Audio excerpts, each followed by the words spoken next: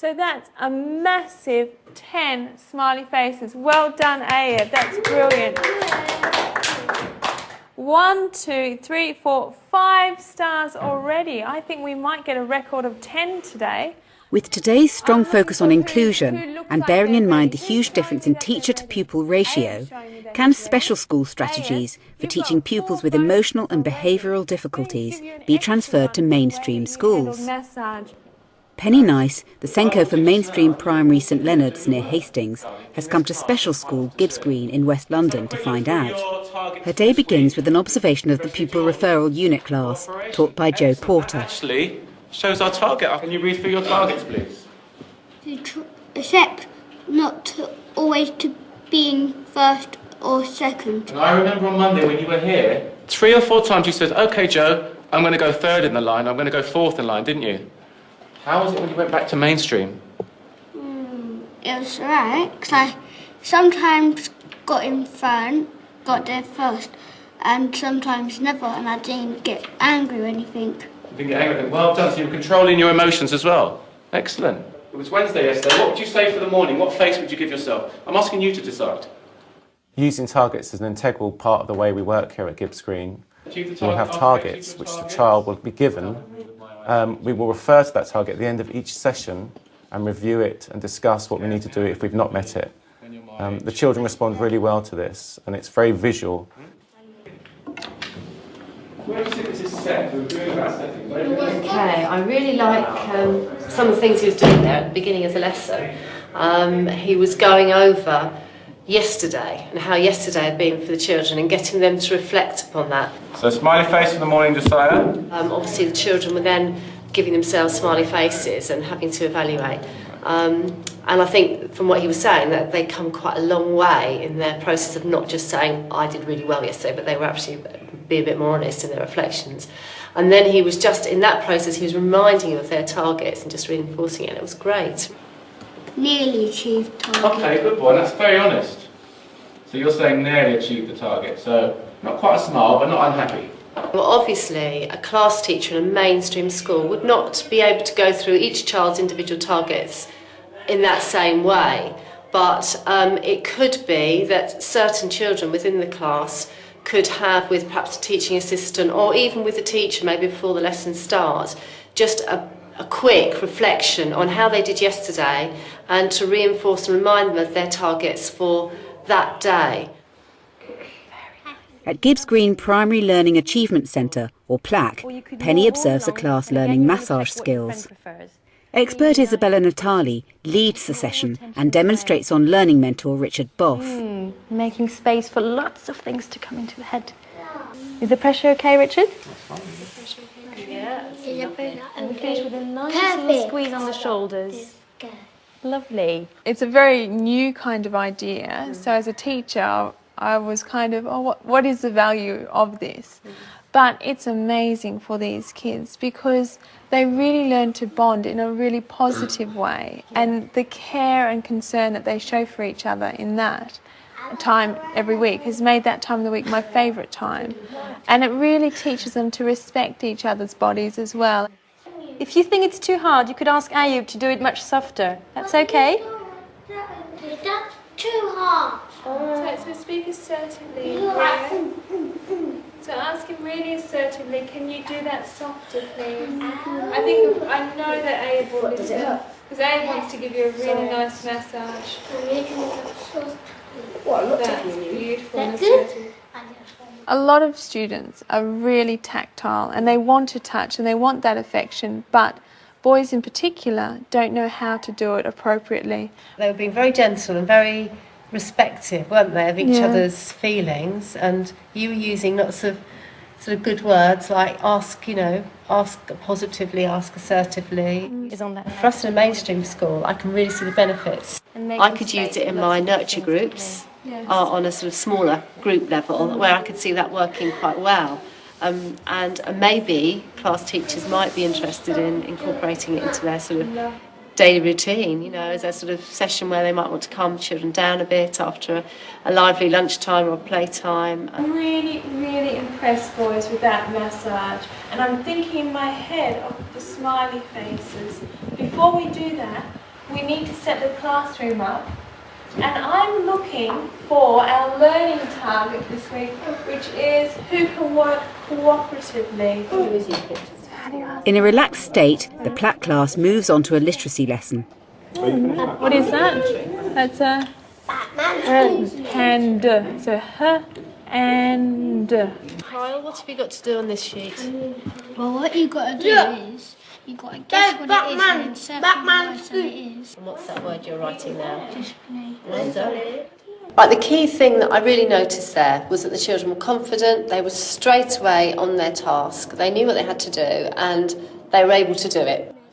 Students just get so frustrated because they cannot read a worksheet that it's a lot easier to push the worksheet away, throw a chair, be kicked out of class and have a reputation for being bad than being dumb. Nathan, I'd like to see you working, please.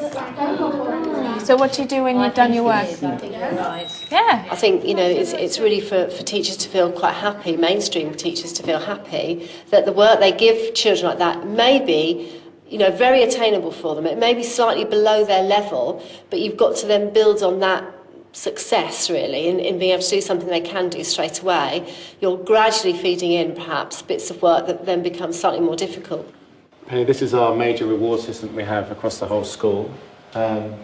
Basically, you work towards getting towards your gold award. And what they do is they earn on a daily basis, they earn smiley face stickers. Right. And they need to get to 200 to become into the bronze. It's very visual, and they're able to see exactly where they are and where they need to go, and they will refer to it, and they will talk to each other about where they are, why they're there, and the feeling of getting into gold is, for the two that have managed it, I mean, they were really, really happy. The way we do it here is that smiley faces being given by any member of staff, from caretaker to head teacher, and it's for behaviour around the school, in the playground, in the classroom, cooperating with others, encouraging others. And they will give it to the child. The child will then come back to the class with a certificate. Say, I've got 5 or 10, can you add them to the board? And slowly you work up to your 200 for bronze, your 400 for silver and 600 for gold. Penny observed smiley sticker awards being given to the pupils during circle time. Right, this morning before we start, I'm going to give a few stickers out, and I'm going to give the first one to Abe. And that's because you've come to the circle and you've done exactly what I've asked you to do, which was to sit down really sensibly. You haven't called out, you haven't disrupted in any way, yeah, and you've been a perfect role model for everybody else. So well done.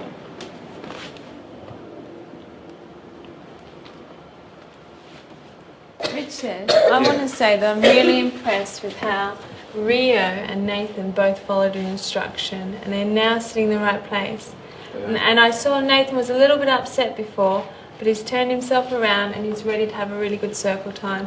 So I'm looking at those boys thinking that, you know, if they can keep that behaviour up, then they're definitely going to get a sticker. I noticed in Sally's class that she was using her teaching assistant, having a conversation about a child and a child's choices, not actually directly confronting the child, and that really worked really well. They did it several times, and I noticed that that was a very, very good way of, a non-confrontational way, really. Of Redirecting without having conflict. Yeah. I mean, that's the key. And again, that's something that I can take back to my staff and talk to them about in the way they use their teaching assistants, and you know, and that's sort of a different approach, really, isn't it? Oh, just a little bit. We could do, because you went in on the last round. Yeah, this can go that way. That way. Before I do the round, I'm going to give a sticker to Kyle, because Kyle is being really mature, really sensible, and he hasn't been drawn into any of the distractions that's been going on in the circle. So well done. I'm going to give you a warning. If I need to speak to you again, you'll have time. Really glad that I've got friends who are happy to help me. Really thankful for that. I've noticed that that it's very, very calm in the school as well, and all that the adults are using the same language and approaching children in the same way. So I think that's the key, really, to how perhaps we can develop things in a mainstream school. It's that consistency of approach, it's that real calm way of dealing with some difficulties. Well, absolutely. In the 2 years that I've been here, I've not actually raised my voice above talking level, because I realised there would be no point. When I was a Year 6 teacher, Well, I did it all the time. Yeah. There we go. When people help me, I feel... Because you're moving around, it's hard to concentrate. I've given you a warning. Can you take time out for 1 minute, please? The blue timer, the 1 minute timer, is on the top shelf there. Okay? So we have 2 timeout areas. Yeah. We try to make that as much as possible an opportunity for kids to reflect on their behaviour and to chill rather than a punitive consequence as such. Yeah. And kids will tell us when they need to take time out often. When they first come in here, we talk about situations as being like fires. You can add a bucket to that fire to help calm down that situation, or you can add a log to that fire to help excite that situation. Right. So all the time, kids are trying to understanding the choice between making a situation better or making a situation worse. Because we might say, well, you can have time out for 5 minutes. It's very hard for them to gauge, I guess, how long 5 minutes is, and actually an egg timer or something there to give them a specific time. What? He stepped on my leg. I don't care. I care. Go away, dumb boy. How did these boys put a log on it? Anyone got ideas?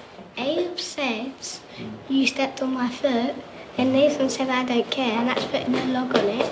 And then Abe pushed Nathan and he said, "Go away, you dumb." Yeah. That's right, that's right. So by saying I don't care, that was actually putting a log on it, wasn't it? Richard, I'm really impressed with Nathan because at the start of the lesson he was feeling a little bit sad, but he was able to really turn it around and join in. So I'm very impressed with Nathan. Well done, Nathan.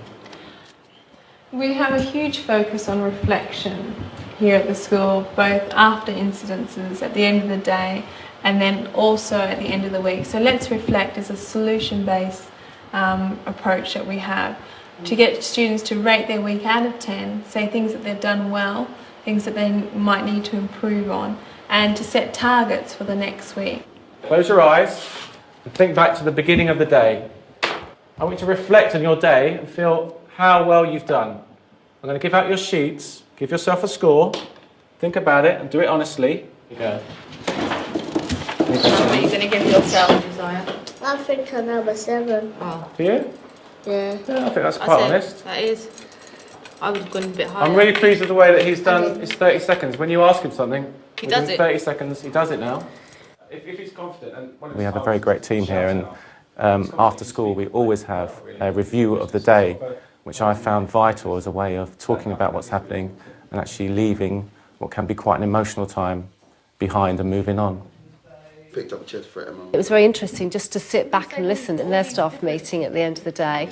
And although there were some difficult things that happened today, some children had some quite difficult times today, there was a plan already about what was going to happen tomorrow for those children.